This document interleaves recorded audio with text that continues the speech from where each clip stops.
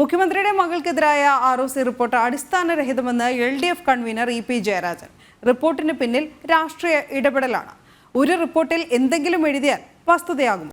മുഖ്യമന്ത്രി വേട്ടയാടാനുള്ള ശ്രമമാണിതെന്നും ഒരു പെൺകുട്ടിയെ ജീവിക്കാൻ സമ്മതിക്കുന്നില്ലെന്നും EP കണ്ണൂരിൽ മാധ്യമങ്ങളോട് പറഞ്ഞു. ഒരു റിപ്പോർട്ടിൽ ഇങ്ങനെ എഴുതി വെച്ചിരിക്കുന്നു എന്ന് പറഞ്ഞാൽ റിപ്പോർട്ടാവോ, വസ്തുതയാവോ? നിങ്ങളൊരു മുഖ്യമന്ത്രിയെ പോലെയുള്ള ഒരാളെ കുറിച്ച് ആക്ഷേപം പറയുമ്പോൾ നിങ്ങൾ ആലോചിക്കണ്ടേ? ശരിയാണോ അത്? RSC പറയുന്നതെല്ലാം സത്യമായിരിക്കണമെന്നുണ്ടോ? ഒരു പെൺകുട്ടിക്ക് ജീവിക്കാൻ നിങ്ങൾ സമ്മതിക്കില്ലേ? നിങ്ങൾ എത്ര കാലമായി വേട്ടയാടാൻ തുടങ്ങിയിട്ട്? ഇതൊരു പെൺകുട്ടി IT മേഖലയിൽ പ്രഗത്ഭയാണ്, ഒരു സംരംഭം ആരംഭിക്കുന്നു, അത് നടത്തി ജീവിക്കാൻ സമ്മതിക്കില്ല എന്നാണോ? വേട്ടയാടുകയാണോ? ഒരു സ്ത്രീത്വത്തെയാണ് വേട്ടയാടുന്നത്, ഒരു സ്ത്രീയാണ് വേട്ടയാടുന്നത്, ഒരു പെൺകുട്ടിയാണ് വേട്ടയാടുന്നത്. ROC റിപ്പോർട്ട് കോടതിയുടെ ജഡ്ജ്മെന്റ് ഒന്നും അല്ല. നിങ്ങൾ ഇത്തരത്തിലുള്ള തെറ്റായ പ്രചരണങ്ങൾ നിർത്തൂ, വസ്തുതകളിലേക്ക് കടക്കൂ, കാര്യങ്ങൾ മനസ്സിലാക്കൂ, ഒരു പെൺകുട്ടിയെ ജീവിക്കാൻ അനുവദിക്കും.